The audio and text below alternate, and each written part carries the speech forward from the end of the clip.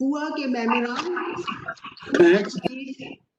जो यहाँ पर है हिंदुस्तान में या पाकिस्तान में या यूरोप में, सबको नमस्ते, सत श्री अकाल, जय हिंद, जो भी आप मुनासिब समझे।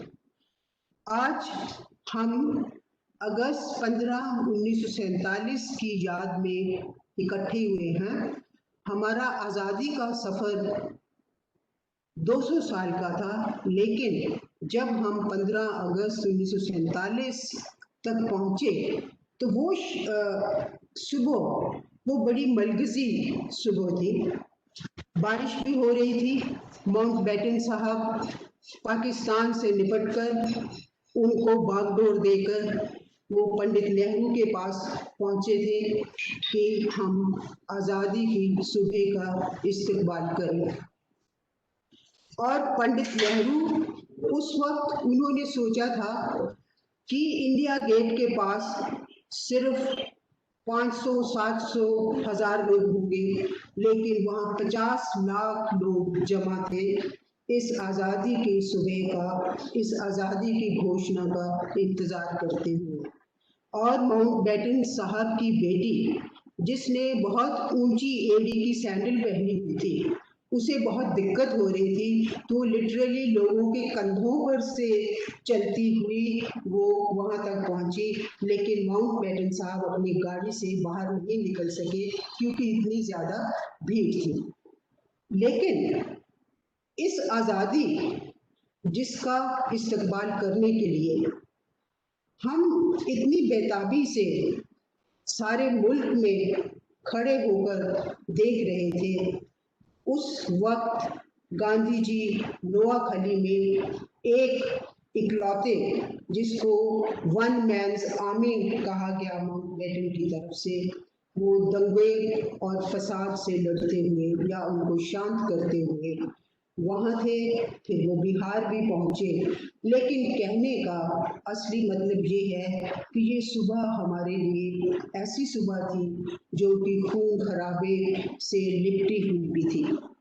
अब सवाल ये उठता है कि हम क्या आने वाली एक सदी तक इस बात को याद करते रहेंगे कि खून खराबा हुआ, लोग उजड़े, एक जनरेशन पूरी उजड़ गई, और उन्होंने अपने बच्चों को ये पैगाम दिया कि हम उजड़े हुए हैं।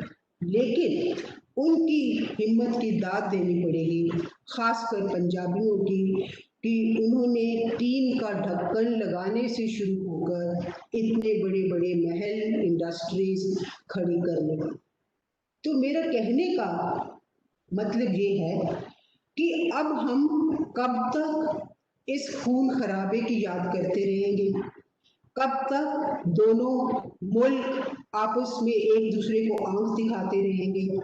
क्या ये वक्त नहीं आ गया कि हम आज़ाद औरतों की बेगुनती या उनके बदन पर जो किस्सा लिखा गया था, जो आज़ादी और पार्टीशन की दास्तान लिखी गई थी, उससे हम आगे निकलकर एक अपने आप को मरहम लगाने का काम करें और उस दिन की तरफ देखें जो हमारा बेताबी से इंतज़ार कर रहा है। और इस सिलसिले में आज हमने दावतनामा दिया है बहुत ही मशहूर हस्ती जनाब अली कमला भसीन। जनाब अली का लफ्ज़ मैंने इसलिए इस्तेमाल किया है कि ये नहीं कि खूब लड़ी मर्दानी जंग में वो तो झांसी वाली रानी थी, कि हम हमेशा हिम्मत को मर्दों से ही जोड़ते हैं, लेकिन कमला भसीन औरत होते हुए भी हिम्मत की एक मूरत है, जिन्होंने पिछले 70 साल से बहुत काम किया है। वो सिर्फ लोगों को बसाने का नहीं, बल्कि उनको ट्रेनिंग करने का और उनके लिए एक नई जिंदगी का रास्ता तैयार करने के लिए वो बहुत सारी जो इदारे हैं वो उनकी मेंबर्स रही हैं। खासकर यहाँ पर मैं नाम लेना चाहूँगी जागोरी। ये खासकर रूरल एरियाज में काम करती है, और इसके अलावा जो है जागोरी के अलावा और बहुत सारी संस्थाओं से ये जुड़ी हुई हैं। इनका एक और संस्था जिसके साथ ये बहुत ज़्यादा जुड़ी हुई है और उसके साथ तकरीबन एक ही हो गए हैं, उसका नाम संगत है। सिर्फ यही नहीं, जागोरी और संगत ही नहीं बल्कि बहुत सारी जो अंतर्राष्ट्रीय संस्थाएं हैं उनके साथ भी ये जुड़ी हुई है। और एशिया का 1 बिलियन राइजिंग इसके साथ भी बहुत देर से जुड़ी हुई है, जो कि औरतों और बच्चियों के लिए काम करती हैं। और इसके अलावा एक और peace women and development in the globe, इसकी ये को चेयरपर्सन भी हैं। इनका सफर यही नहीं रुक जाता, ये आगे भी बहुत ज्यादा है। ये काम खास कर करती हैं ह्यूमन राइट्स के लिए, डेवलपमेंट के लिए, जेंडर के लिए। और 27 बरस तक ये UN की फूड एंड एग्रीकल्चर के साथ जो है जुड़ी हुई है। इसके अलावा इनका जो खास दिलचस्पी है इनकी, वो है आइडेंटिटी। आइडेंटिटी सिर्फ जेंडर की नहीं बल्कि बच्चों की। और ये मिलिटरिज्म के खिलाफ आवाज उठाती रही है, ह्यूमन राइट्स की बहुत बड़ी हामी है। और ये कैपेसिटी बिल्डिंग प्रोग्राम ये साउथ एशियंस के लिए भी बहुत ज़्यादा काम करते हैं। और इनकी क्रिएटिविटी सिर्फ यही तक नहीं है बल्कि इन्होंने बहुत से गीत लिखे हैं, बहुत सारे नारे बनाए हैं जो कि मूवमेंट को चलाने के लिए बहुत ज़्यादा ज़रूरी हैं। तो आज हमारे साथ हैं कमला भसीन। अब वो हमारे रूबरू हैं और वो आपसे बात करेंगी women and the healing process कि औरतें किस तरह से मरहम लगाने का काम, जख्मों को भरने का काम कर सकती हैं। वो उनके जिस्म बेशक जो है जर्जर हो गए थे, बिल्कुल ब्रांडिंग हो गए थे। और मैं आपको आपके सामने ये भी लाना चाहूँगी कि इन्होंने विमेन एंड पार्टीशन पर एक किताब लिखी है, बॉर्डर्स एंड बाउंड्रीज। वो आते हैं इसकी ऋतु मेनन के साथ। तो अब जो है ये आपके रूबरू है, आप इनकी बात सुनिए। शुक्रिया। कमला भसीन साहिबा। तो अमन, दोस्ती और मोहब्बत जिंदाबाद दोस्तों। I am glad and grateful that Kamlesh Mohanji thought of me and invited me for this webinar on the mottled dawn. ये दाग दाग सवेरा या अंधेरों के धब्बों में लिपटी हुई सुबह, या कौन आजाद हुआ, किसके माथे से स्याही छूटी, मादरे हिंद के चेहरे पे उदासी है अब। So I've been asked, as Kamlesh ji just told us, to speak about women and the healing process. औरतें और जख्मों को भरने की प्रक्रिया, या औरतें और दर्द दिल को समझने और उस दर्द को दूर करने का अमल। Isn't it amazing that women who had no role in creating partition are expected to or have been healing other people? मैं बड़ी हैरान होती हूँ, जिसने कोई जख्म नहीं दिए बल्कि जिसके ऊपर खुद बहुत जुल्म किए गए, जख्म दिए गए, और औरत को गैरों ने जख्म नहीं दिए। औरत को अपने भी कई बार जख्म देते हैं और कई बार अपने ज्यादा जख्म देते हैं। तो हम उससे उम्मीद करते हैं कि वो लोगों के जख्म भरेंगी, उनके दिलों को समझेंगी। I find this really very strange. So women played no role, almost no role in creating partition or the violence of partition. औरतें हिंदू महासभा, मुस्लिम लीग या बड़े बड़े सिख इदारों की लीडर्स नहीं थी। औरतों ने न दंगे करे न करवाए, ना औरतों ने घर लूटे, ना उन्होंने छुरे भोंके, ना उन्होंने किसी को एबडक्ट किया, रेप किया। हाँ, पर पार्टीशन में औरतों पर बाकायदा जुल्म हुए। हमने देखा कि 70 से 75 हजार औरतों को एबडक्ट किया गया था, हजारों औरतों का रेप हुआ। रेप हुआ धर्म के नाम पे, वो फला धर्म की है। तो मैं हैरान होती हूँ धर्मों पर, जो धर्म के नाम पर दंगे करते हैं, रेप करते हैं, उसको मैं धर्म कह नहीं पाती, उसको मैं धर्म मान नहीं पाती। गैरों ने जुल्म तो किए, मगर आपने जरूर सुना होगा पार्टीशन के बारे में कि कितनी सैकड़ों हजारों औरतों, खासतौर से हिंदू और सिख औरतों के अपने घर वालों ने उन्हें मार दिया। क्यों? इस डर से कि उनका रेप ना हो जाए,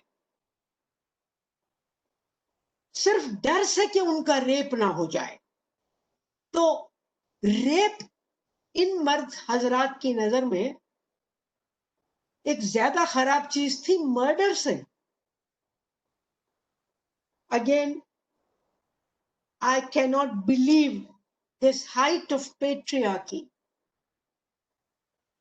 that rape is a bigger crime than murdering a woman.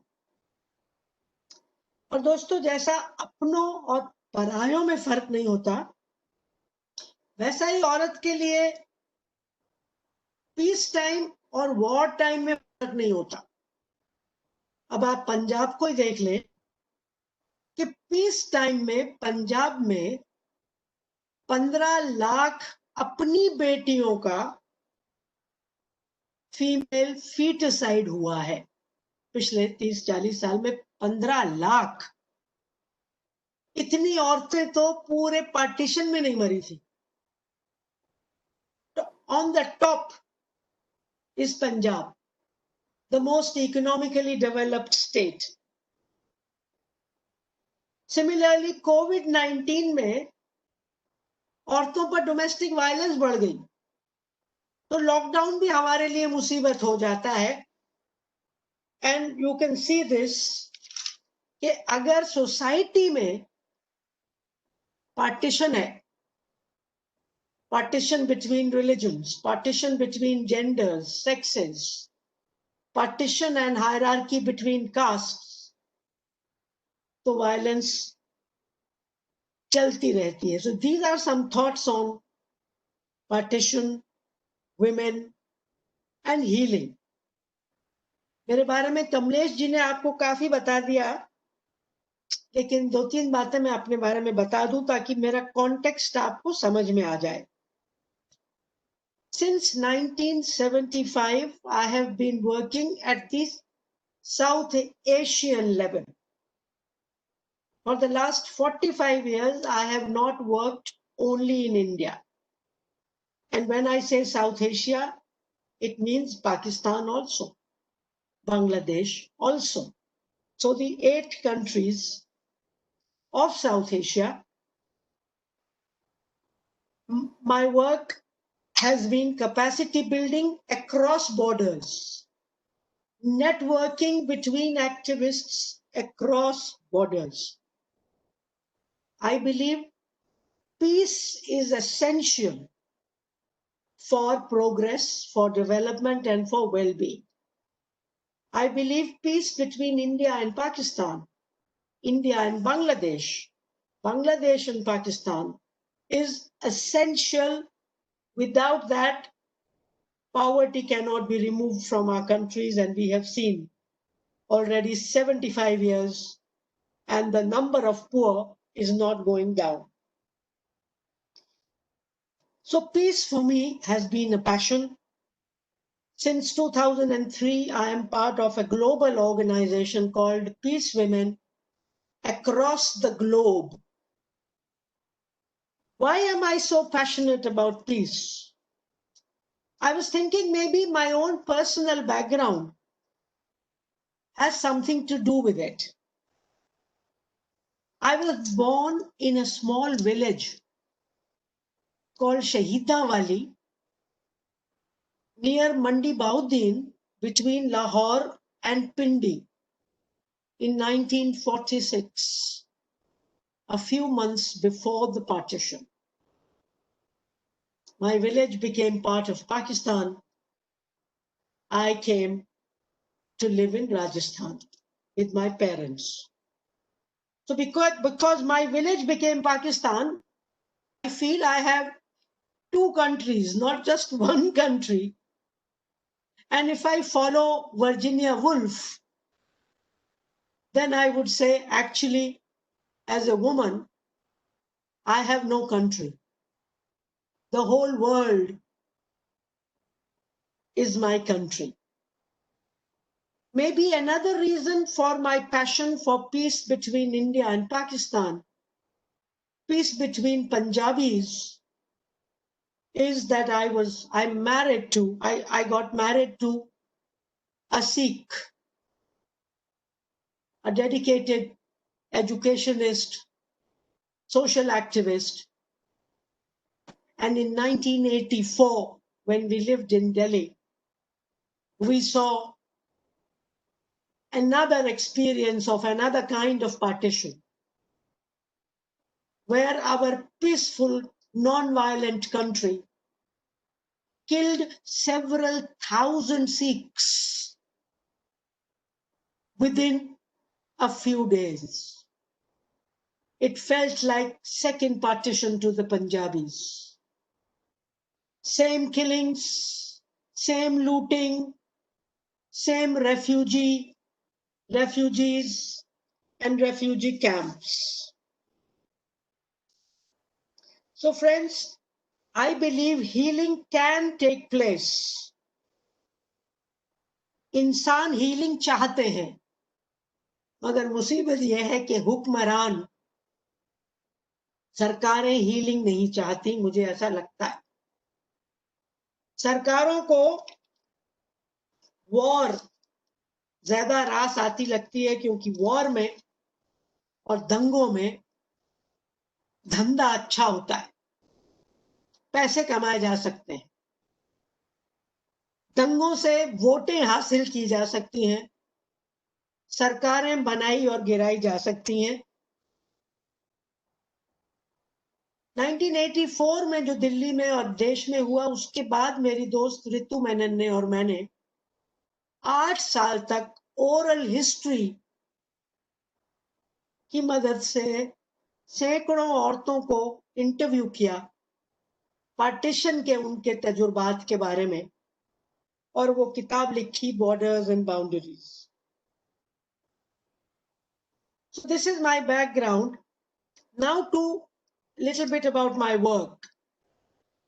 The organization Sangat, a feminist network, we have 2 or 3 very favorite slogans which are related to the talk today.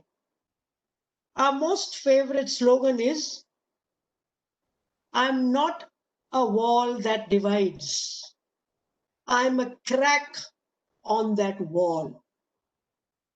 मैं सरहद पर बनी दीवार नहीं, मैं तो उस दीवार पर पड़ी दरार हूं. Another favorite slogan is, walls turned sideways are bridges. इसको उर्दू में हमने कहा कि आखिर दीवारों में ही दरवाजे और खिड़कियां बनते हैं, यानी दीवारों में छेद किए जा सकते हैं। और हम फेमिनिस्ट की कोशिश हमेशा रहती है हर तरह के पार्टीशन में, हर तरह की बाइनरी में छेद करना। That binary can be between religions, between genders, between disciplines in universities, etc., etc. Friends, when there is a crack in the wall, you can look through that hole. You can see. You can get acquainted. You can have a dialogue. And for a healing process to begin and continue, this is important. Another important slogan we have is not love of power, power of love. We believe all partitions, all divisions are because of love of power. The British wanted their power, the Hindus theirs, the Muslims theirs. The husband wants his power. The mother-in-law wants her power. Yes, friends, women can also play the power game when they have power. कोई हम दूध से धुले हुए नहीं है, हमारे को भी पावर दे दीजिए, हम भी खूब खेल खिलाती हैं हम औरतें। And I think we need to remember that.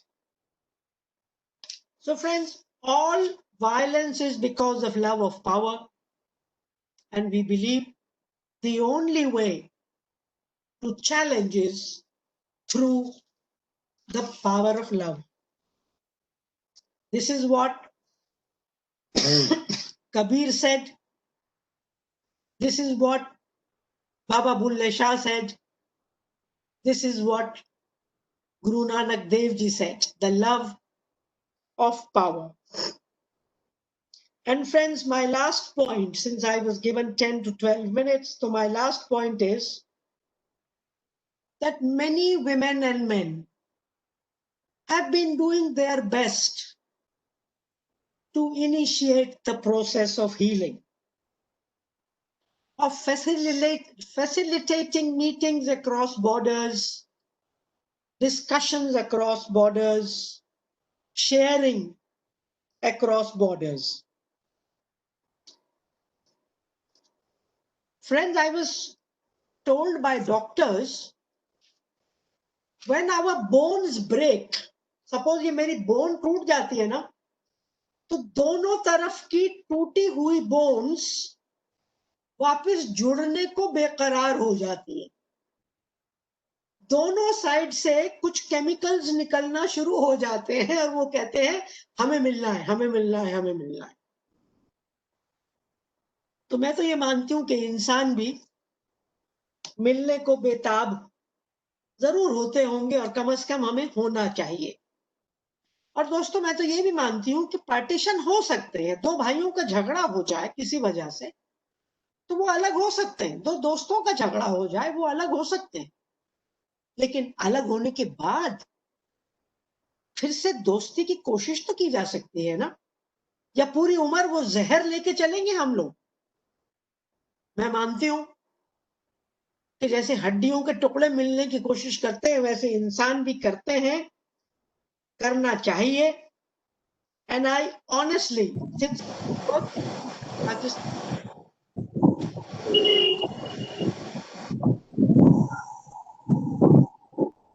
for 45 years I know कि पीपल टू पीपल लेवल पर मैंने दुश्मनी नहीं देखी। मतलब जितनी मोहब्बत, जितनी हॉस्पिटैलिटी मैंने पाकिस्तान में देखी है, और खास तौर से whenever my husband with his beautiful turban went there, तो लाहौरी पागल ही हो जाती थी। सरदार जी साढ़े घर आओ, सरदार जी साढ़े नाल खाओ, वो सरदार खा खा खा खा के ना उसकी मत मर जाती सी। इन्ना प्यार मोहब्बत मनु हिंदुस्तान विच कदे नहीं मिलिया। मतलब मैं दुबई टैक्सी करनी है तो उत्थे एक मुसलमान पाकिस्तान वाला मन टैक्सी च लै जांदा है ते मेरे कोलों पैसे नहीं लेंदा। स्वीडन विच मैं टैक्सी लैनी आ, पाकिस्तानी पंजाबी और पैसे कमाने वास्ते गया स्वीडन, मेरे नाल कोई लेना नहीं कोई देना नहीं, कहंदा भैन तेरे कोलों पैसा नहीं लेना।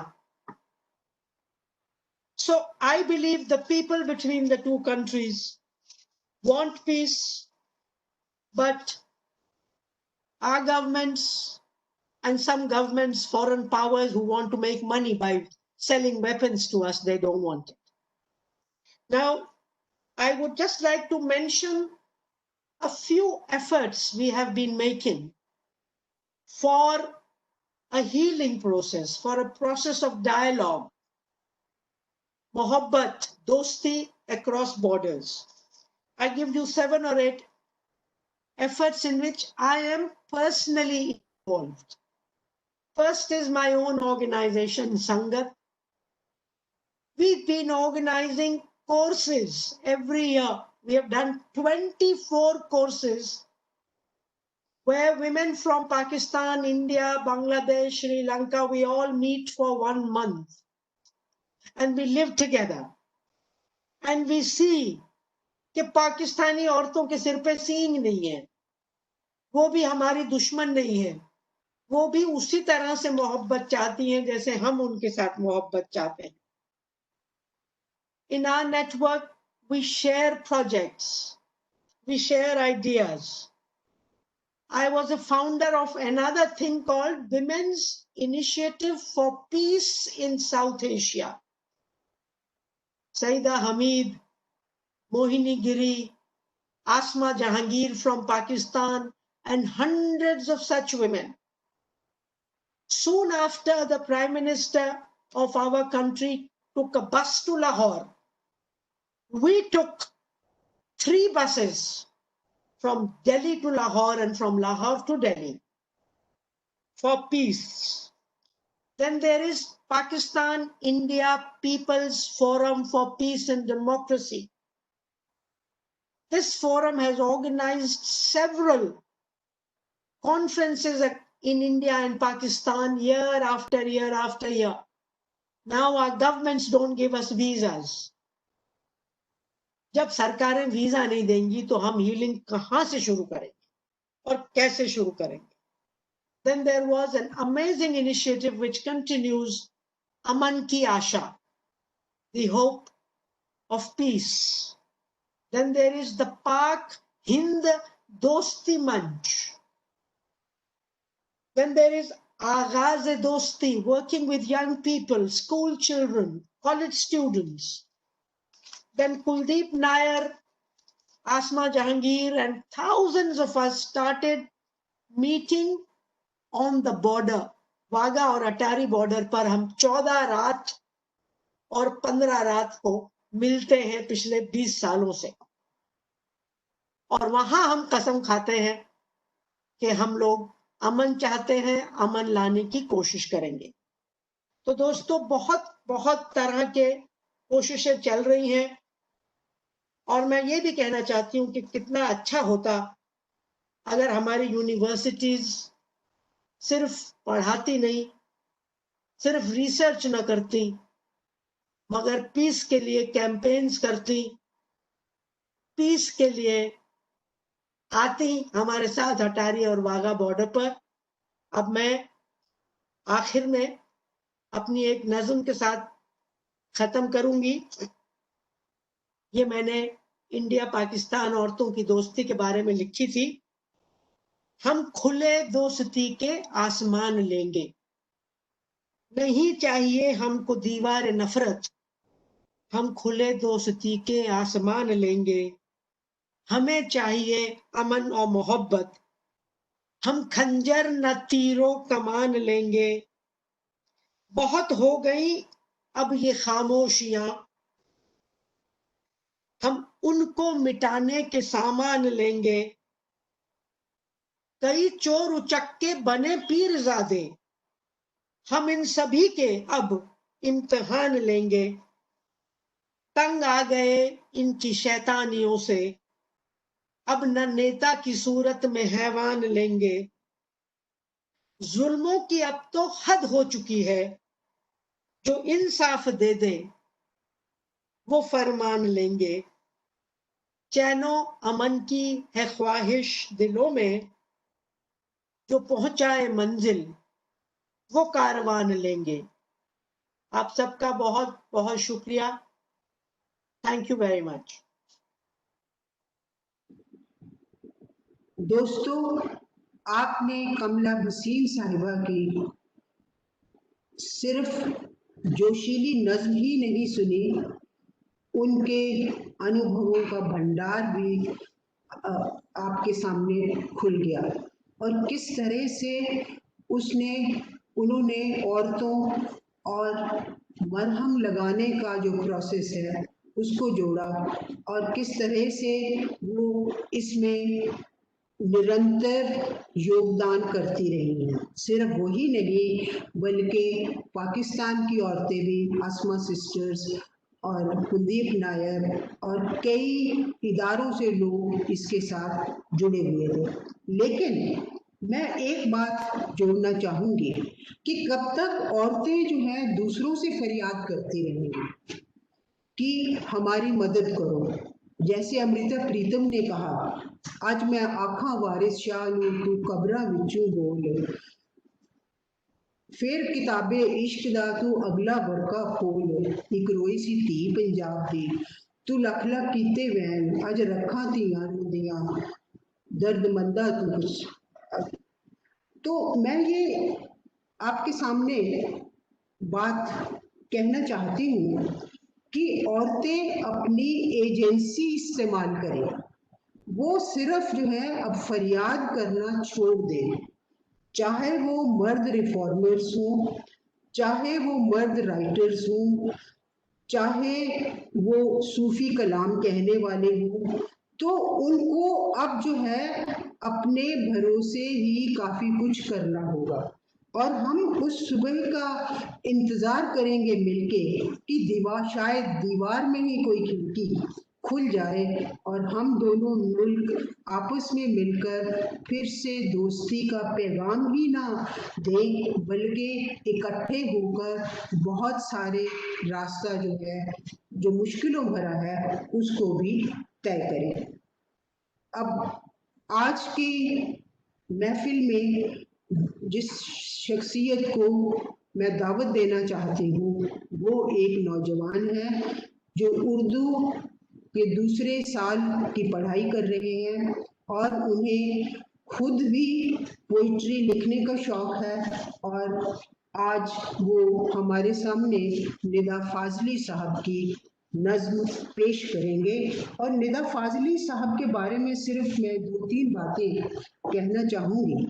हालांकि उन्होंने बहुत लिखा और वो मुशायरों के शायर भी थे, लेकिन बाकी शायरों की तरह जिनमें आप नाम लीजिए बशीर बदर का, शहरयार का, अहमद फराज का, लेकिन उनको इतना ज़्यादा नहीं पढ़ा गया। उनकी कुलियात भी छप चुकी हैं और 2013 में हिंदुस्तान की हुकूमत ने उनको पद्मश्री से भी नवाजा।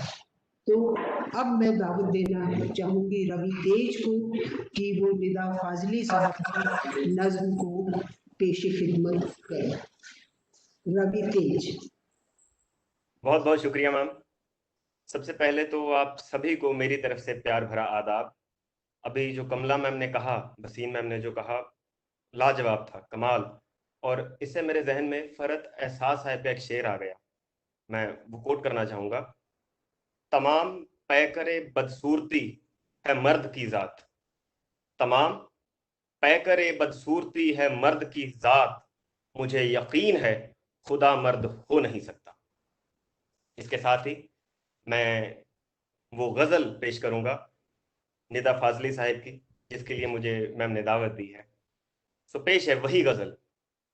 एक और बात, हिंदुस्तान और पाकिस्तान, इन दोनों मुल्कों की अगर हम बात करें तो इनके जो सोशल इश्यूज इन्हें फेस करने पड़ रहे हैं वो यकसां हैं, एक जैसे हैं। तो इन्हीं को ध्यान में रखते हुए निदा फाजली साहिब ने एक गज़ल कही है बल्कि, और वो मैं आपके सामने पेश करता हूँ। इंसान में हैवान है, इंसान में हैवान यहाँ भी है वहाँ भी, इंसान में हैवान यहाँ भी है वहाँ भी, अल्लाह निगहबान है यहाँ भी है वहाँ भी। इंसान में हैवान यहाँ भी है वहाँ भी, अल्लाह निगहबान यहाँ भी है वहाँ भी। खूंखार दरिंदों के फकत नाम अलग हैं, खूंखार दरिंदों के फकत नाम अलग हैं, हर शहर बियाबान यहाँ भी है वहाँ भी। खूंखार दरिंदों के फकत नाम अलग हैं, हर शहर बियाबान यहाँ भी है वहाँ भी। हिंदू भी सुकून से है, मुसलमान भी सुकून से, हिंदू भी सुकून से है, मुसलमान भी सुकून से, इंसान परेशान है यहाँ भी है वहाँ भी। हिंदू भी सुकून से है, मुसलमान भी सुकून से, इंसान परेशान यहाँ भी है वहाँ भी।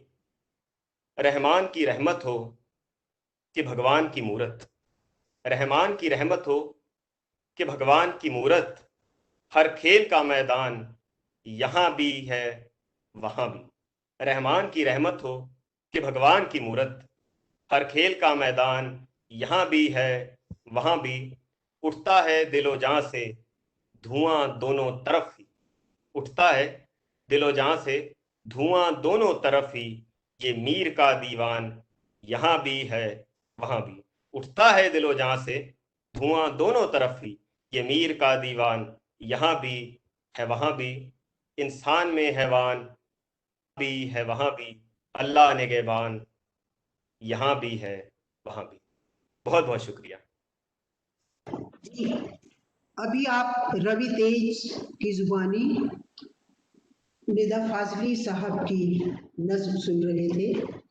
इसमें मैं एक बात जोड़ना चाहूँगी। ये नज्म उस वक्त लिखी गई जब वो पाकिस्तान गए और उन्हें वहाँ जाके महसूस हुआ कि वहाँ के लोगों का दर्द, वहाँ के लोगों की तकलीफ़ें उतनी वैसी ही हैं जैसे हिंदुस्तानियों की हैं। तो एक नज्म लिखने वाला या एक शायर, उसका एहसास इतना तेज होता है, उसकी नज़र बेशक चूक जाए लेकिन एहसास उसका बहुत तीखा होता है। तो उन्होंने महसूस किया कि ये तकलीफ़ें ये सब बराबर हैं और हम सब में एक फरिश्ता भी छुपा हुआ है और एक हैवान भी छुपा हुआ है।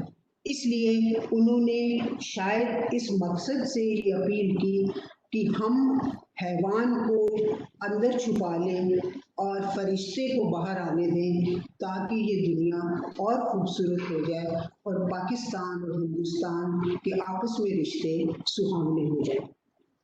अब रवि तेज साहब के बाद जिनको मैं दावत देना चाहूँगी, उनका नाम भी इतना खूबसूरत है, गुलजार सिंह संधू साहब। उनसे क्योंकि उन्होंने कह दिया, देखो बेटा, मैं टेक्नोलॉजी में माहिर नहीं हूँ, सिर्फ जो है आप मेरी इंटरव्यू रिकॉर्ड कर लो, लेकिन मैं ये भी कहना चाहूँगी कि वो इतने ज़्यादा ज़रखेज़ हैं, उनकी जो लिखने की जो कैपेसिटी है अलग अलग विधाओं में, अलग अलग नॉन फिक्शन में, पोइट्री में, वो बाकायदा इतनी खूबसूरती से लिखते हैं और साथ ही साथ वो नौकरी भी करते रहे।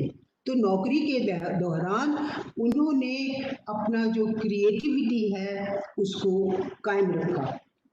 उनके बारे में कुछ बातें कहनी ज़रूरी हैं। वो उन्होंने सरकारी नौकरी भी की लेकिन वो उन्हें रास नहीं आई। उन्होंने सोचा इसको छोड़ा जाए और अब हम सिर्फ जो है खिदमत करें कलमकारों की और कलम की। तो इसलिए उन्होंने कलम से वो पूरी तरह से जुड़ गए। पंजाबी ट्रिब्यून में वो एडिटर रहे। इसके बाद पंजाब आर्ट्स काउंसिल, संगीत नाटक अकादमी और अलग अलग इदारों के वो चेयरमैन रहे। सिर्फ इतना ही नहीं, यूनिवर्सिटी के लोग उनसे इतने मुतासिर हुए कि उन्होंने सोचा कि इस बंदे को हमें यूनिवर्सिटी में लाना चाहिए ताकि यहाँ भी कुछ क्रिएटिविटी आ सके। तो उनको प्रोफेसर मास कम्युनिकेशन के लिए बुलाया गया पंजाबी यूनिवर्सिटी में और घर आकर वाइस चांसलर साहब ने उनको दावत दी और उन्होंने 7 किताबें लिखी हैं और इसके उनकी कलम का सिलसिला रुका नहीं और ख़ास जो उनकी कहानी जो अंग्रेज़ी में भी जिसका तर्जुमा हुआ God on his own trial, ये पार्टीशन के मुतालिक है। आइए अब हम सब उनकी ज़ुबानी सुने कि उनका पार्टीशन का क्या तजुर्बा था और उसमें सिर्फ खून खराबा नहीं था बल्कि दोस्ती से और एक फरिश्ते के तौर पर उन्होंने एक दूसरे को बचाने की कोशिश भी की थी। अब हम वीडियो रिकॉर्डिंग आप फरमाइए उनकी वीडियो रिकॉर्डिंग गुलजार सिंह संधू साहब।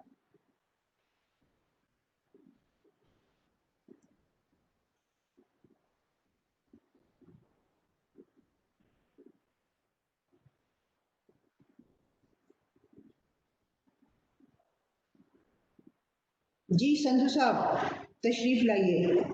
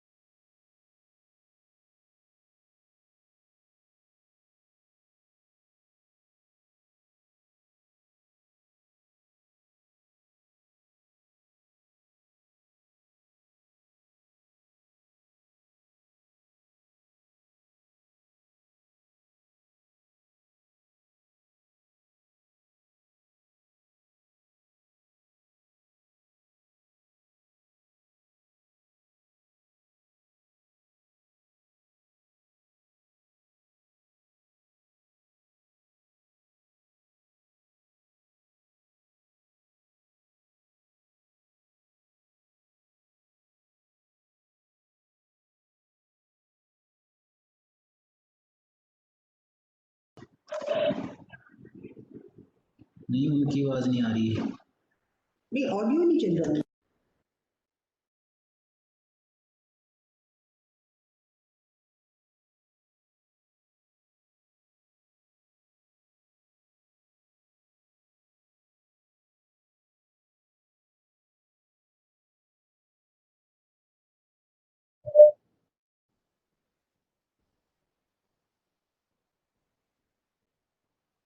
Technology is not very kind to us today. So, am I audible, please? Yes. Audible, ma'am. Okay, thank you. Thank you. Technology साथ में तेरी आज लग रहा है। ऊँट लाद के पहाड़ खास ਜਿਹੜੀ ਇਨਸੀਡੈਂਟ ਜਿਹੜੀ ਵਾਪਰੀ ਹੋਵੇ ਜਿਹੜੀ ਅੱਜ ਵੀ ਤੁਹਾਡੇ ਦਿਮਾਗ ਵਿੱਚ ਤਾਜ਼ਾ ਵੇ ਉਹ ਤਾਂ ਪਾਰਟੀਸ਼ਨ ਵੇਲੇ ਫਿਰ ਸਾਨੂੰ ਜਿਹੜਾ ਇੱਕ ਵਾਰੀ ਕੋਈ ਨਿਹੰਗ ਸਿੰਘ ਆਇਆ ਸਾਡੇ ਪਿੰਡ ਆ ਕੇ ਘੋੜੇ ਤੇ ਚੜ ਕੇ ਐਲਾਨ ਕਰ ਗਿਆ ਵੀ ਜਿਹੜੇ ਮੁਸਲਮਾਨ ਸਿੱਖ ਹੋ ਜਾਣਗੇ ਅਸੀਂ ਉਹਨਾਂ ਨੂੰ ਇੱਥੇ ਰੱਖਾਂਗੇ ਨਹੀਂ ਤਾਂ ਉਹਨਾਂ ਨੂੰ ਪਾਕਿਸਤਾਨ ਜਾਣਾ ਪਊ। ਫਿਰ ਮੇਰੇ ਤਾਇਆ ਜੀ ਨੇ ਸਾਰੇ ਅਰਾਈਆਂ ਮੁਸਲਮਾਨਾਂ ਨੂੰ ਧਰਮਸ਼ਾਲਾ ਸੱਦਿਆ ਉਹਨਾਂ ਨੂੰ ਪੁੱਛਿਆ ਵੀ ਤੁਸੀਂ ਦੱਸੋ ਵੀ ਸਿੱਖ ਹੋ ਕੇ ਇੱਥੇ ਰਹਿਣਾ ਚਾਹੁੰਦੇ ਹੋ ਕਿ ਪਾਕਿਸਤਾਨ ਜਾਣਾ ਚਾਹੁੰਦੇ ਹੋ ਐਜ਼ ਮੁਸਲਮਾਨ। ਤੇ ਉਹ ਸਾਰੇ ਦੇ ਸਾਰੇ ਅਰਾਈਆਂ ਨੇ ਫੈਸਲਾ ਕੀਤਾ ਉਹ ਕਹਿੰਦੇ ਜੀ ਅਸੀਂ ਤਾਂ ਇਹ ਦੇਸ਼ ਨਹੀਂ ਛੱਡਣਾ ਆਪਣਾ ਘਰ ਨਹੀਂ ਛੱਡਣਾ ਅਸੀਂ ਤਾਂ ਸਿੱਖ ਹੋ ਜਾਵਾਂਗੇ। ਤੁਸੀਂ ਹੈਰਾਨ ਹੋਵੋਗੇ ਕਿ ਪਿੰਡ ਵਾਲਿਆਂ ਨੇ ਉਹਨਾਂ ਦੇ ਪੈਸਿਆਂ ਦੇ ਕੱਛੇ ਕੜੇ ਕੰਘੇ ਕਿਰਪਾਨਾਂ ਤੇ ਪੀਲੇ ਪਟਕੇ ਤੇ ਪੀਲੀਆਂ ਚੁੰਨੀਆਂ ਖਰੀਦ ਕੇ ਲਿਆਂਦੀਆਂ ਤੇ ਉਹਨਾਂ ਸਾਰਿਆਂ ਨੂੰ ਅੰਮ੍ਰਿਤ ਛਕਾਇਆ ਤੇ ਉਹਨਾਂ ਨੂੰ ਓਵਰਨਾਈਟ ਮੁਸਲਮਾਨ ਤੋਂ ਸਿੱਖ ਬਣਾ ਲਿਆ। ਉਹਨਾਂ ਨੂੰ ਸਿੱਖ ਬਣਾਇਆ ਅਜੇ 5-4 ਦਿਨ ਹੀ ਹੋਏ ਸੀ। ਮੈਂ ਤੇ ਮੇਰੇ ਪਿਤਾ ਜੀ ਖੇਤ ਵਿੱਚ ਕੰਮ ਕਰ ਰਹੇ ਸੀ ਤੇ ਕੋਈ 1,500-2,000 ਬੰਦਾ ਹਰ ਮਹਾਦੇਵ ਬੋਲੇ ਸੋ ਨਿਹਾਲ ਦੇ ਨਾਅਰੇ ਲਾਉਂਦੇ ਸਾਡੇ ਪਿੰਡ ਤੇ ਉਹਨਾਂ ਨੇ ਅਟੈਕ ਬੋਲ ਦਿੱਤਾ। ਉਹਨਾਂ ਕੋਲ ਬੰਦੂਕਾਂ ਵੀ ਸੀ, ਬਰਛੇ ਵੀ ਸੀ, ਗੰਡਾਸੇ ਵੀ ਸੀ, ਤਲਵਾਰਾਂ ਵੀ ਸੀ, ਤੇ ਸਾਡੇ ਪਿੰਡ ਦੀ ਪੇਸ਼ ਕੋਈ ਨਹੀਂ ਗਈ। ਸਾਡੇ ਪਿੰਡ ਦੇ ਦੇਖਦਿਆਂ ਉਹਨਾਂ ਨੇ ਜਿਸ ਕਿਸੇ ਬੰਦੇ ਦੇ ਪੀਲਾ ਪਟਕਾ ਬੰਨਿਆ ਹੋਇਆ ਸੀ, ਨਵਾਂ ਵਰਧਾਰੀ ਸਿੱਖ ਹੋਇਆ ਸੀ, ਉਹਨੂੰ, ਜੇ ਕੁੜੀ ਨੇ ਪੀਲੀ ਚੁੰਨੀ ਲਈ ਹੋਈ ਸੀ, ਚਾਹੇ ਉਹ ਵਿਆਹੀ ਹੋਈ ਸੀ ਚਾਹੇ ਅਣਵਿਆਹੀ ਸੀ, ਉਹ ਬੰਦਿਆਂ ਨੂੰ 23 ਬੰਦੇ ਉਹਨਾਂ ਨੇ ਮਾਰ ਦਿੱਤੇ।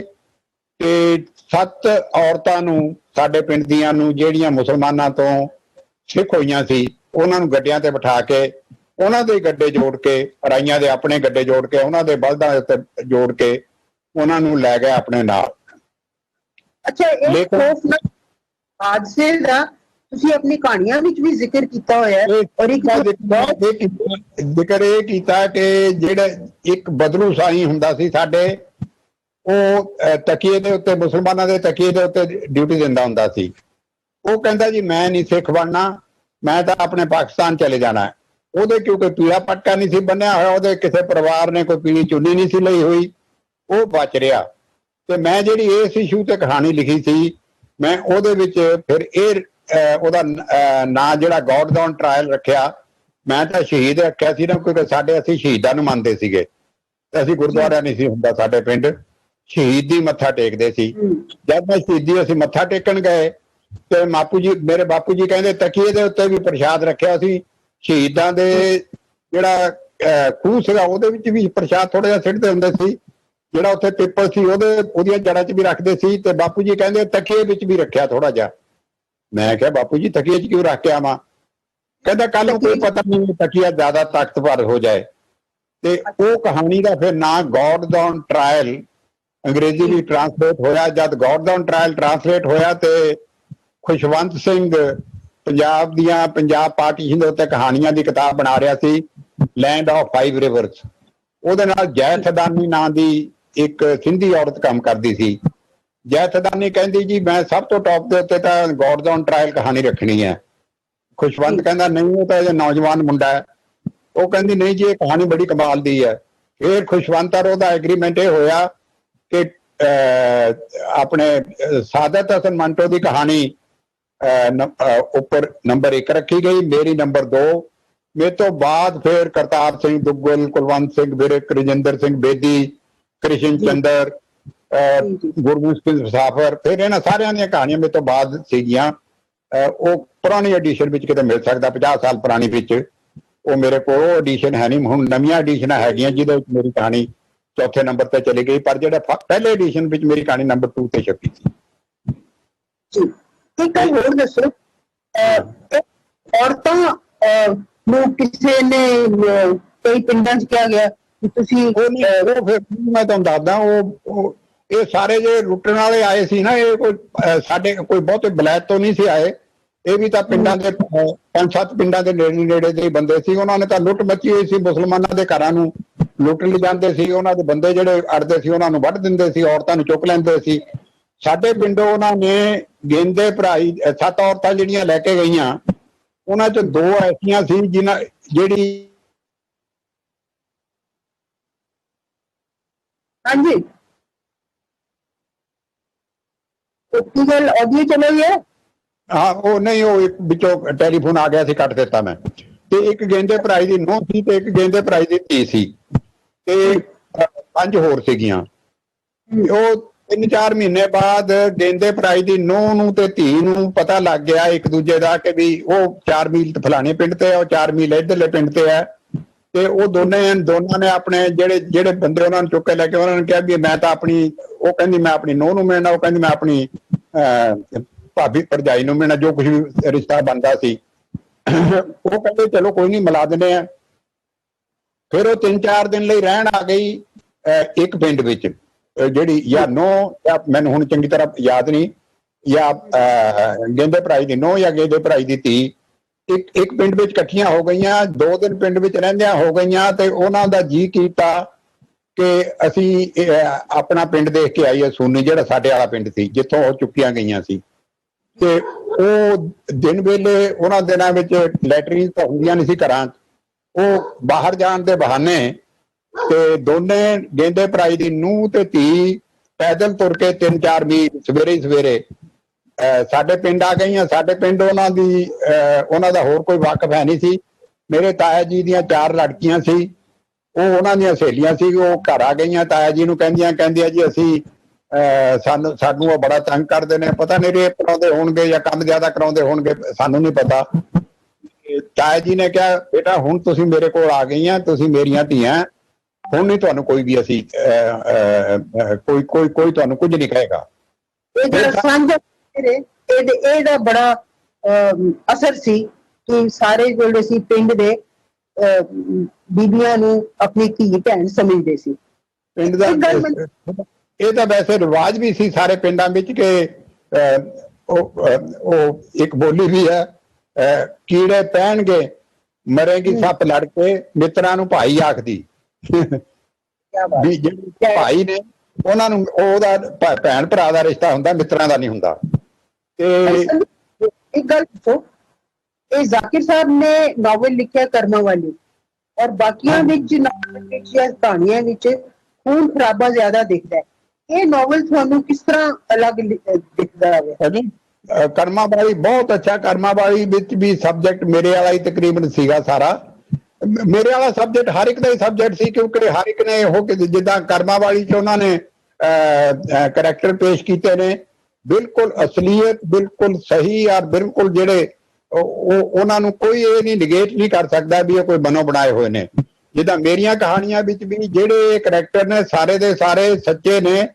ਹੁਣ ਸੱਚ ਦੀ ਇੱਕ ਗੱਲ ਅੱਗੇ ਤੋਰ ਲੈਂਦੇ ਆ ਵੀ ਉਹ ਜਿਹੜੀਆਂ ਧੀਆਂ ਆ ਗਈਆਂ ਨਾ ਸਾਡੇ ਪਿੰਡ, ਉਹਨਾਂ ਨੂੰ ਫਿਰ ਚੁੱਕਣ ਦਾ ਇਰਾਦਾ ਕੀਤਾ ਉਹਨਾਂ ਨੇ ਵੀ ਅਸੀਂ ਉਹਨਾਂ ਨੂੰ ਲੈ ਜਾਵਾਂਗੇ ਐਬਡਕਟ ਕਰਕੇ।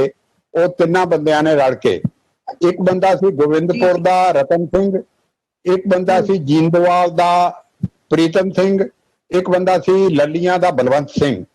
ਇਹ ਤਿੰਨੇ ਹੀ ਹਥਿਆਰ ਲੈ ਕੇ, ਬੰਦੂਕ ਲੈ ਕੇ ਤੇ ਘੋੜੀ ਲੈ ਕੇ, ਵੀ ਘੋੜੀ ਤੇ ਬਿਠਾ ਕੇ ਲੈ ਜਾਣੀਆਂ ਦੋਨੇ, ਤੇ ਉਹ ਲੈ ਕੇ ਸਾਡੇ ਪਿੰਡ ਆਏ। ਐਂਟਰ ਕਰ ਹੀ ਰਹੇ ਸੀ ਪਿੰਡ ਵਿੱਚ ਤੇ ਬਾਹਰ ਉਹਨਾਂ ਨੇ ਆ ਧਰਮੀਆਂ ਦਾ ਮੁੰਡਾ ਰਚਨਾ ਖੜਾ ਸੀ, ਮੇਰੇ ਤੋਂ 4 ਸਾਲ ਵੱਡਾ ਸੀ, ਉਹ 18 ਸਾਲ ਦਾ ਹੋਣਾ।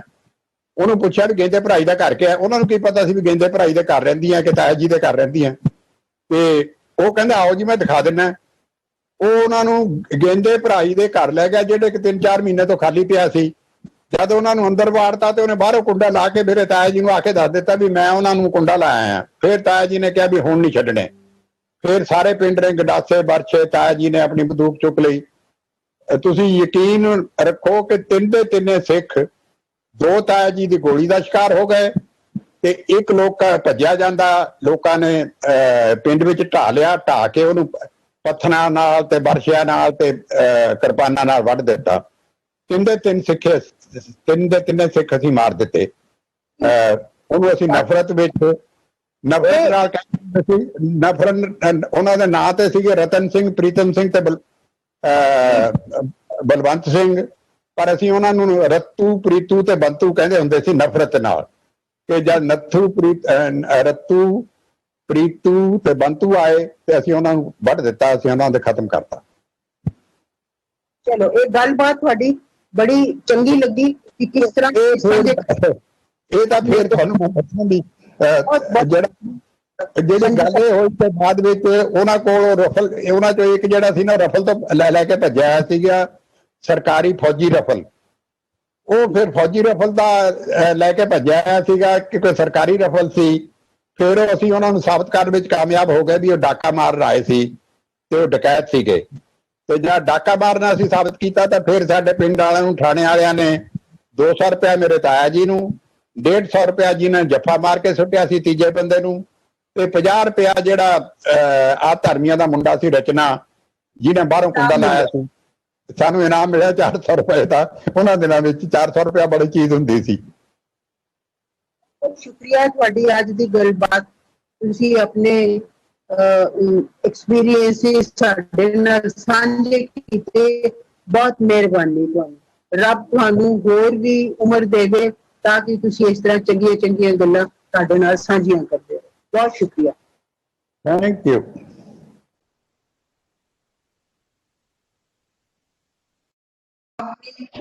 गुलजार सिंह संधू साहब की बातें सुनी, जो हिंदुस्तानी होने के नाते उन्होंने उनको बचाने की मुसलमानों को कोशिश की, लेकिन ये कहर देखिए, इंसानों का ही कहर देखिए कि हम में फरिश्ता भी है और हम में हैवान भी है।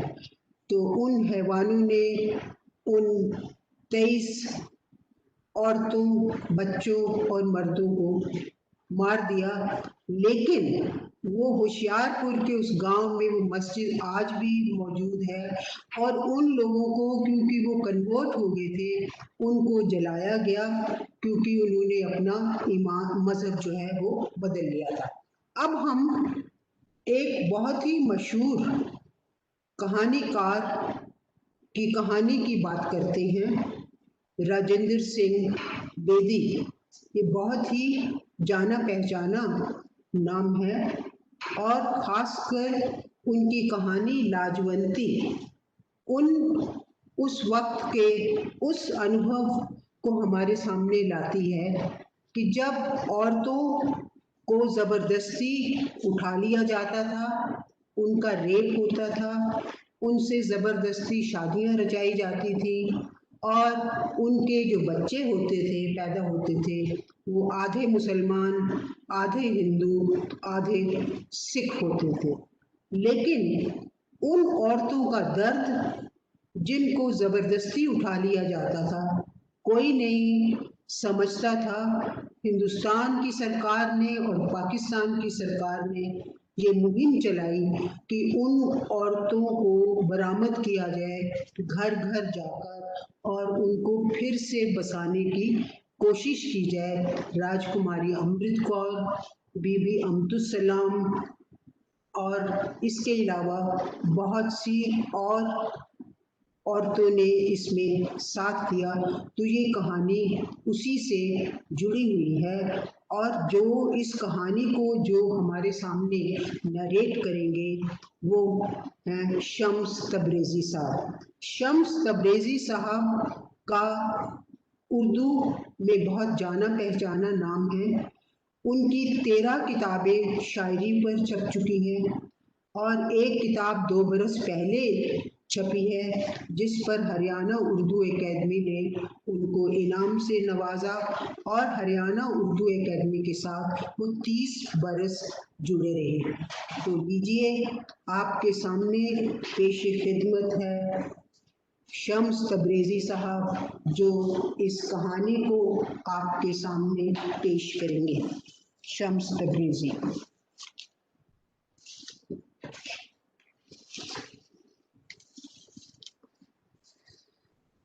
दोस्तों, ये कहानी मौजू के मुनासबत से बहुत ही खूबसूरत कहानी है और मैं ये कहूँगा कि उस ज़माने में तक़सीम से मुताल्लिक जो लोग सोचते थे और जिनकी फ़िक्र हिंदुस्तान और पाकिस्तान की अलहदगी की बुनियादों से जुड़ी हुई थी, उसमें राजेंद्र सिंह बेदी साहब की ये कहानी लाजवंती बहुत ही अहमियत रखती है।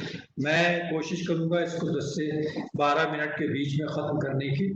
मैंने कोशिश ये भी की कि बीच बीच से कुछ हिस्से हटा दूँ, लेकिन मुझे लगा कि कहानी की कंटिन्यूटी ख़राब हो रही है, इस वजह से मैं वो हिम्मत नहीं जुटा सका। लेकिन मैं कोशिश करूँगा कि 10 से 12 मिनट के बीच में इस कहानी को तकमील तक पहुँचा सकूँ। कहानी शुरू होती है, इसका उन्वान है लाजवंती। बंटवारा हुआ और बेशुमार जख्मी लोगों ने उठकर अपने बदन पर से खून पहुंच डाला और फिर सब मिलकर मुतवज्जे हो गए, जिनके बदन सही और सालिम थे लेकिन दिल जख्मी। गली गली मोहल्ले मोहल्ले में फिर बसाओ कमेटियां बन गई थी और शुरू में बड़ी तंदही के साथ कारोबार में बसाओ और जमीन पर बसाओ और घरों में बसाओ प्रोग्राम शुरू कर दिया गया था। लेकिन एक प्रोग्राम ऐसा था जिसकी तरफ से किसी ने भी तवज्जो नहीं दी थी। वो प्रोग्राम मौविया औरतों के सिलसिले में था, जिसका स्लोगन था दिल में बसाओ। और इस प्रोग्राम की नारायण बाबा के मंदिर और उसके आसपास बरसने वाले कदामत पसंद तबके की तरफ से बड़ी मुखालिफत होती थी। इस प्रोग्राम को हरकत में लाने के लिए मंदिर के पास मोहल्ले मुल्ला शकूर में एक कमेटी कायम हो गई और 11 वोटों की अक्सरियत से सुंदरलाल बाबू को उसका सेक्रेटरी चुन लिया गया।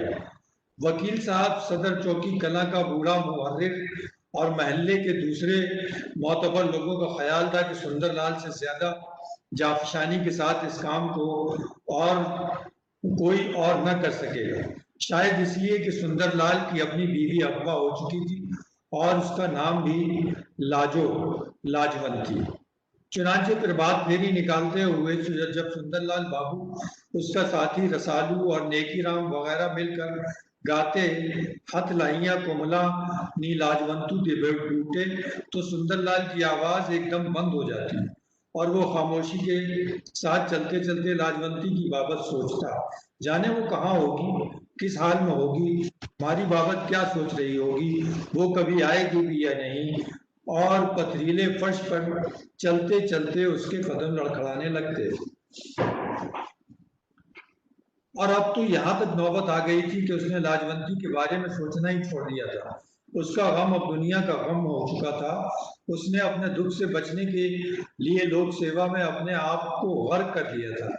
इसके बावजूद दूसरे साथियों की आवाज मिलाते हुए उसे ये ख्याल जरूर आता, इंसानी दिल कितना नाजुक होता है, जरा सी बात पर उससे ठेस लग सकती है। वो लाजवंती के पौधे की तरह है जिसकी तरफ हाथ भी बढ़ाओ तो कुमला जाता है, लेकिन उसने अपनी लाजवंती के साथ बदसलूकी करने में कोई भी कसर न उठा रखी थी। वो उसे जगह बेजगह उठने बैठने खाने पीने की तरफ बेतवज्जही बरतने और ऐसा ही मामूली बातों पर पीट दिया करता था। और लाजो एक पतली शहतूत की डाली की तरह नाजुक सी देहाती लड़की थी। ज्यादा दूर देखने की वजह से उसका रंग सांवला हो चुका था। तबीयत में एक अजीब तरह की बेकरारी थी। उसका इस्तराब शबनम के उस कतरे की तरह था जो पारा करास के बड़े से पत्ते पर कभी इधर और कभी उधर लुढ़कता रहता है।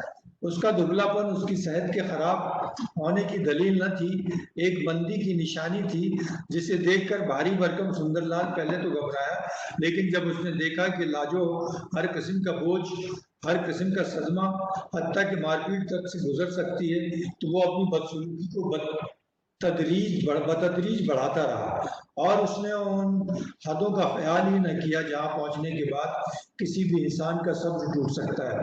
उन हदों को धुंधला देने में लाजवंती खुद भी तो मुमित साबित हुई। चूंकि वो देर तक उदास न बैठ सकती थी, इसलिए बड़ी से बड़ी लड़ाई के बाद भी सुंदरलाल के सिर्फ एक बार मुस्कुरा देने पर वो अपनी हंसी न रोक सकती थी और लपक कर इसके पास चली जाती और गले में बाहें डालते हुए कह उठती, फिर मारा तो मैं तुमसे नहीं बोलूंगी। साफ पता चलता था वो एकदम सारी मारपीट भूल चुकी है। गांव की दूसरी लड़कियों की तरह वो भी जानती थी कि मर्द ऐसा ही सलूक किया करते हैं, बल्कि औरतों में कोई भी सरकशी करती तो लड़कियां खुद ही नाक पर उंगली रख के कहती, ले भाई वो कोई मर्द है भला, और जिसके काबू में नहीं आती। और ये मारपीट उनके गीतों में चली गई थी। खुद लाजो गाया करती थी, मैं शहर के लड़के से शादी न करूंगी, वो बूट पहनता है और मेरी कमर बड़ी पतली है। लेकिन पतली ही फुर्सत में लाजो ने शहर ही के एक लड़के से लौ लगा ली और उसका नाम था सुंदरलाल, जो एक बारात के साथ लाजवंती के गांव चला आया था और जिसने दुबला के कान में सिर्फ इतना सा कहा था, तेरी साली तो बड़ी नमकीन है यार, बीवी भी चटपटी होगी। लाजवंती ने सुंदरलाल की इस बात को सुन लिया था, मगर वो भूल ही गई कि सुंदरलाल कितने बड़े और भद्दे से बूट पहने हुए और उसकी अपनी कमर कितनी पतली है। अब देखिए, अगर इस कहानी को आप पढ़ें तो आपको ज्यादा लुत्फ आएगा। मेरा ऐसा ख्याल है कि हम लोग कहानी सुनाते हैं और सुनते भी हैं, लेकिन सच्चाई ये हरिंदर सिंह बेदी की ये कहानी एक फिल्म की तरह, चूंकि वो खुद भी फिल्म से जुड़े हुए थे, एक फिल्म की तरह क्रिएट करती है माहौल को उन हालात को जिस हालात में वो कहानी कह रहे हैं, इसलिए उनकी कोई भी छोटा सा प्लॉट बहुत तवील बड़ा लंबा हो जाता है। मैं यहाँ पर कोशिश कर रहा हूँ कि 5, 7, 8 लाइनें छोड़कर आगे बढ़ूं, लेकिन सुबह के समय कान में पड़ा हुआ शब्द बेकार नहीं जाता। वो सारा दिन एक तकरार के साथ दिमाग में चक्कर लगाता रहता है और बाज वक्त तो इंसान उसके मानी को भी नहीं समझता, पर गुनगुनाता चला जाता है। उसी आवाज के घर कर जाने की बदौलत थी कि उन्हीं दिनों जब मिस मृदुला साराभाई हिंद और पाकिस्तान के दरमियान अगवाशुदा औरतें तबादले में लाई, तो मोहल्ला मुल्ला शकूर के कुछ आदमी उन्हें फिर से बसाने के लिए तैयार हो गए। उनके वारिस शहर से बाहर चौकी कला पर उन्हें मिलने के लिए गए। मगविया औरतें और उनके लवाहिकीन कुछ देर तक एक दूसरे को देखते रहे और फिर सर झुकाए अपने अपने बर्बाद घरों को फिर से आबाद करने के काम पर चल दिए। रसालू और नेकी राम और सुंदरलाल बाबू कभी महेंद्र सिंह जिंदाबाद और कभी सोहनलाल जिंदाबाद के नारे लगाते और वो नारे लगाते रहे हत्ता कि उनके गले सूख गए। लेकिन मगविया औरतों में ऐसी भी थी जिनके शौहरों, जिनके माँ बाप, बहन और भाइयों ने उन्हें पहचानने से इनकार कर दिया था, जिसका जिक्र डॉक्टर कमलेश मोहन जी ने अपनी गुफ्तगू में भी किया। अब ये सच्चाई बयान जब होती है तो सच्चाई हकीकत ये है कि हमारे रोंगटे खड़े हो जाते हैं। वो लोग जो उस माहौल और उस वातावरण को नहीं समझते या उस जमाने का लिटरेचर नहीं पढ़ पाते, उस माहौल को नहीं समझ सकते। लेकिन ये कहानी एक पूरे एटमॉस्फेयर को क्रिएट कर रही है कि किस तरह से बेहुरमती हुई, इंसानियत की बेहुरमती हुई। औरत तो एक बिरादरी थी, लेकिन सच्चाई ये है मानवता और ह्यूमैनिटी को बदनाम किया गया और उसके साथ आबरूरेजी की गई। और राजेंद्र सिंह बेदी की ये कहानी इस मिसाल में एक बेहतरीन नमूना है। एक रोज कमेटी वाले सांझ के समय भी प्रचार करने चले आए और होते होते कदामत पसंदों में गढ़ में पहुंच गए।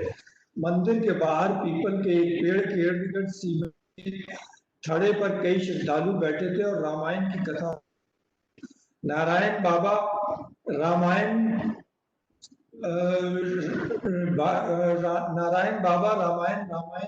का वो हिस्सा सुना रहे थे जहाँ एक धोबी ने अपनी धोबन को घर से निकाल दिया था और उससे कह दिया, मैं राजा रामचंद्र नहीं जो इतने साल रावण के साथ रह आने पर भी सीता को बसा लेगा। और रामचंद्र जी ने महासतवंती सीता को घर से निकाल दिया, ऐसी हालत में जबकि वो गर्भवती थी।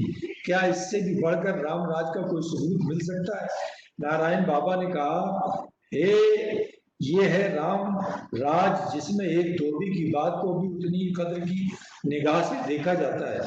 कमेटी का जुलूस मंदिर के पास रुक चुका था और लोग रामायण की कथा और श्लोक का वर्णन सुनने के लिए ठहर चुके थे।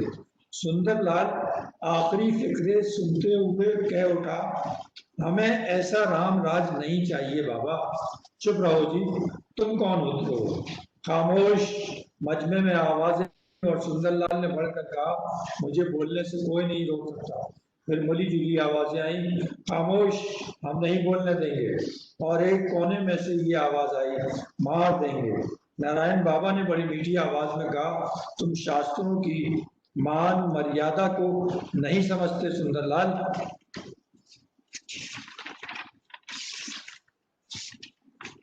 सुंदरलाल ने कहा, मैं एक बात तो समझता हूँ बाबा, राम राज में धोबी की आवाज तो सुनी जाती है लेकिन सुंदरलाल की नहीं। उन्हीं लोगों ने जो अभी मारने पे तुले थे अपने नीचे से पीपल की गुलरें हटा दी और फिर से बैठते हुए बोले, सुनो सुनो सुनो। रसालू और नेकी राम ने सुंदरलाल बाबू को धोखा दिया और सुंदरलाल बोले, श्री राम नेता थे हमारे, पर ये क्या बात है बाबा जी, उन्होंने धोबी की बात को सच समझ लिया, मगर इतनी बड़ी मेहरबानी कि सच पर विश्वास न कर पाए। नारायण बाबा ने अपनी दाढ़ी की खिचड़ी पकाते हुए कहा, अब दाढ़ी की खिचड़ी पकाना एक ऐसा मुहावरा है कि शायद आजकल के बच्चे न समझ पाए, लेकिन सच्चाई ये है कि ये जबान का वो अंदाज है कि जो हमारी जबान को न सिर्फ ये कि माला माल करता है, बहुत कम लफ्जों में ज्यादा बात लोगों तक पहुंचाता है। और ये राजेंद्र सिंह बेदी उस जमाने में कृष्ण चंद्र मंटो और जाकिर साहब जैसे कहानीकारों के यहाँ बहुत ही कसारत से मिलता है, और उसी तरफ ये इशारा है। अभी गीत की आवाजें लोगों के कानों में गूंज रही थी, अभी सुबह भी नहीं हो पाई थी कि मोहल्ला मुल्ला शकूर के मकान 414 की विधवा अभी तक अपने बिस्तर में कर्मनाक सी अंगड़ाइयां ले रही थी कि सुंदरलाल का गिराएं लालचंद, जिसे अपना असर और रसूख इस्तेमाल करके सुंदरलाल और खलीफा कालका प्रसाद ने राशन डिपो दिया था, दौड़ा आया और अपनी गाड़े की चादर से हाथ फैलाए हुए बोला, बधाई हो सुंदरलाल। सुंदरलाल ने मीठा गुड़ चिलम में रखते हुए कहा, किस बात की बधाई लालचंद? अब मीठा गुड़ अगर चिलम में रखा जाए तो आप लोग जानते होंगे ये हुक्का पीने की एक ऐसी रस्म है कि चिलम के अंदर आग होती है, आग के अंदर तंबाकू, और तंबाकू में थोड़ा सा गुड़ रखा जाता है, गोया जो तंबाकू जल रही होती है वो मीठा सा फ्लेवर आपको धुएं में देती है। अब ये एक ऐसा क्रिएशन है कि आज के लोग अगर हुक्का तो अब खत्म हो गया, नहीं पीना जानते, लेकिन मुझे भी अपने फादर का, अपने वालिद का हुक्का भरने का इत्तेफाक हुआ है और मैंने वो गुड़ वाला हुक्का भरा है, मीठी उसका, तो मैं उसका, हालांकि मैंने कभी नहीं पिया, लेकिन मैं उसका लुत्फ ले सकता हूँ। और जबान का सबसे बड़ा मामला ये है कि आप उसका लुत्फ उठाएं, उसका मजा उठाएं। और राजेंद्र सिंह बेदी की कहानियों से बेहतर ये और कहाँ देखने को मिल सकता है। मैं आगे बढ़ रहा हूँ, तुम इसे पहचानते भी हो?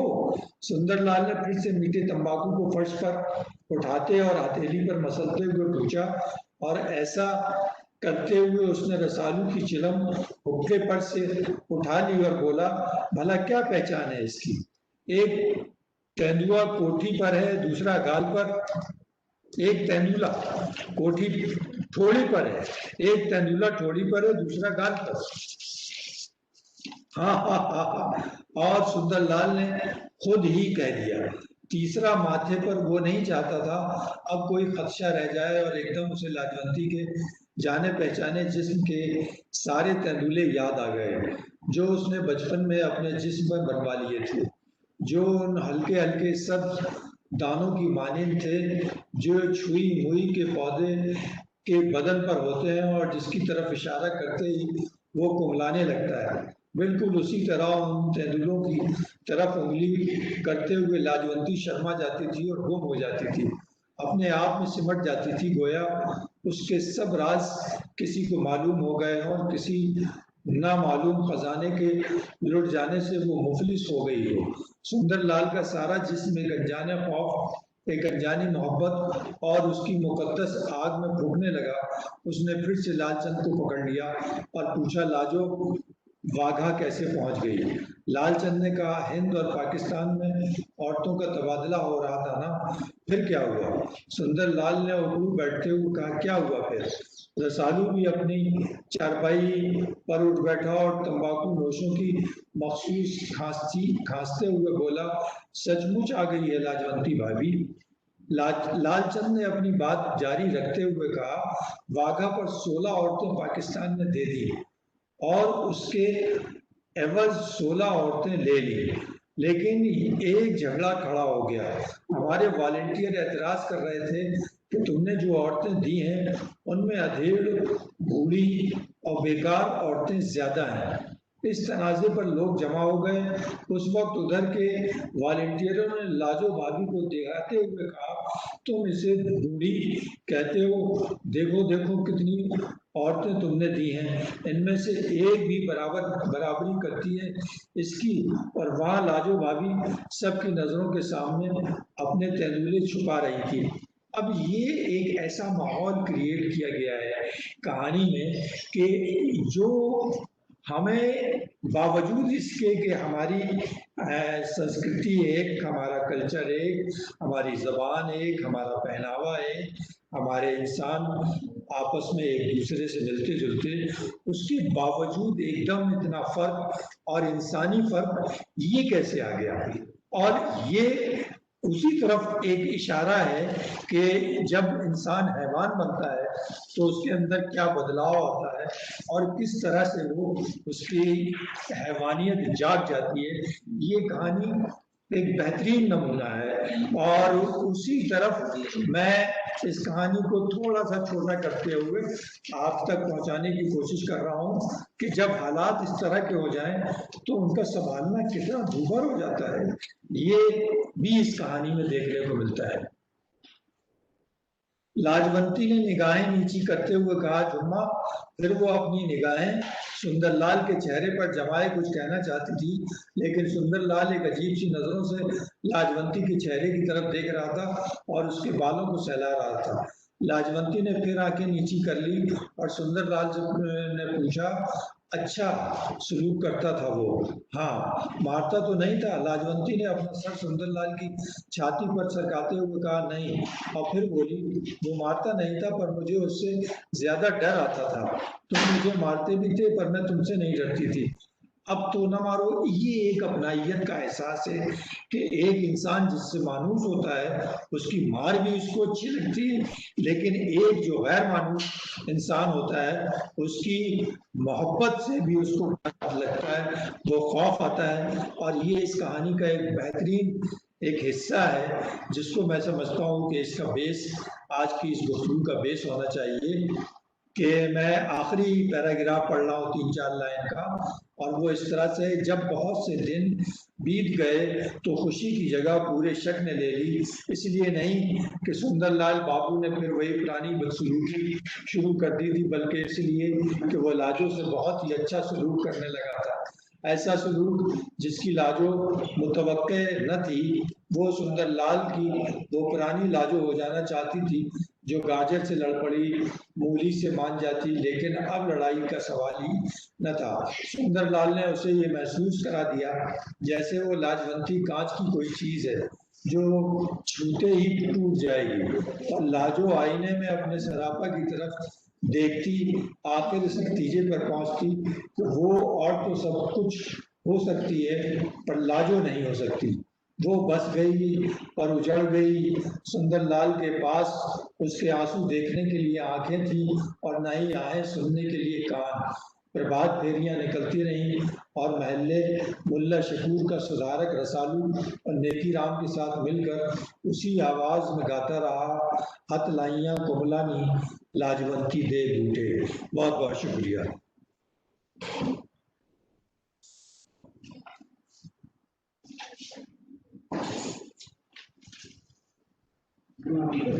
दोस्तों, इतनी खूबसूरत कहानी के बाद कुछ कहने की गुंजाइश नहीं है।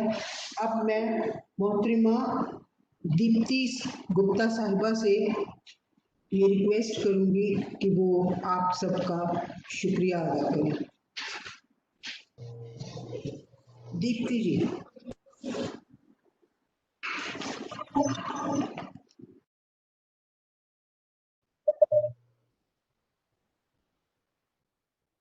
इतने बढ़िया सेशन के बाद मेरा ख्याल मेरे जो शब्द हैं वो बहुत ही ज्यादा मामूली लगेंगे, और मैं सबका शुक्रिया अदा करना चाहूंगी जिन सब लोगों ने आज के सेशन में बहुत ज्यादा हमारे साथ कोऑपरेट किया, कंट्रीब्यूट किया। जी से लेकर रवि तेज, हम साहब, गुलजार सिंह संधू जी, और सबसे ज्यादा प्रोफेसर कमलेश मोहन का बहुत ज्यादा शुक्रिया जिन्होंने इसके लिए इतना ज्यादा वक्त लगाया। आप सबके पास एक वॉल्यूम आया होगा जो इन्होंने तैयार भी किया है खास इस इवेंट के लिए। तो उनका जो पैशन है इस काम के लिए वो लाजवाब है। जब भी इस ऑफिस ने उनके साथ कोलैबोरेट किया है बहुत ही बढ़िया इवेंट निकल कर आया है। तो thank you very much professor Kamlesh Mohan, और हमारी ऑडियंस का भी बहुत बड़ा शुक्रिया। Over to you professor Kamlesh. ने वक्त ज्यादा ले लिया है और अगर हमारे मेहमान हिंदुस्तान और पाकिस्तान से जुड़ना चाहें तो हम उनसे गुजारिश करेंगे। जी सोनिया जी। मैम अभी हमारे पास आपका दिया हुआ एक अच्छा सा वीडियो है, आपकी परमिशन दे तो आई कैन प्ले दैट। चलो ठीक है। Sonia, we can play that as a farewell video to give our message. ये उस्ताद दमन की एक नज्म है जो पाकिस्तान से है और इस नज्म में भी हीलिंग प्रोसेस की ही बात हो रही है और दोनों की जिम्मेदारी बराबर है। Over to Sonia and the video.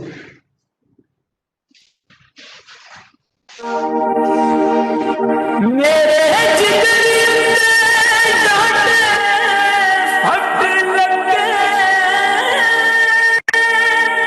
अखां भरी आया मेरा दिल रोया चमन वाले तुसां गवार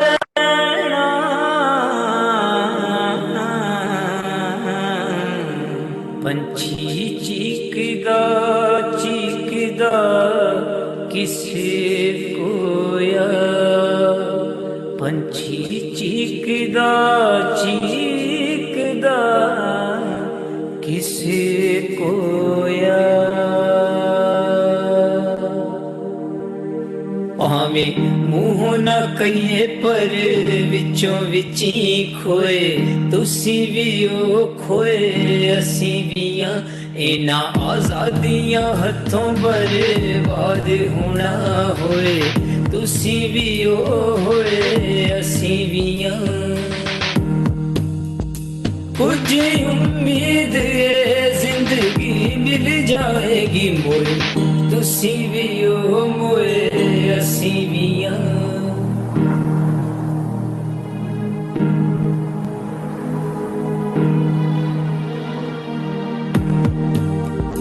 जुदी जाने मौत दे मुँह अंदर टोए तुसी भी ओ टोए असी भी